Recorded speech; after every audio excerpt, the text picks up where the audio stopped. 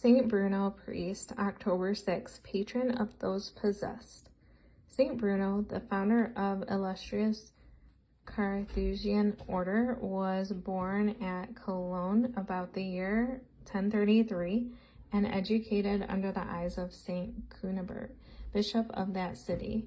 He became canon of the cathedral, but afterward he went to France to continue his study at Reims. He was ordained about 1056 and taught theology at Reims for 20 years. His abilities so impressed Gervasius, archbishop of that city, and he shared with him the government of his diocese.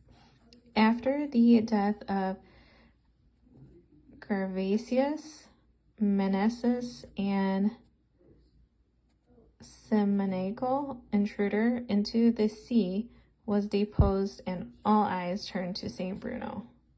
But he positively refused the archiepiscopal dignity and determined to put into execution a project of retreat he had some time before he conceived.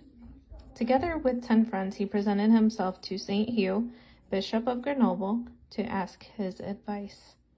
The holy bishop pointed out to them the desert of Chartreuse as their abode. There they went, and there they began to imitate the lives of the early solitaries, laying the foundations of the Carthusian order, the mother house of which still exists upon the very same spot. After spending 6 years in this retreat, Saint Bruno was summoned to Rome by Pope Urban II, who had been his pupil at Reims. He spent some time at Rome, but having succeeded in obtaining leave to retire, he went to Calabria, where he founded a second monastery.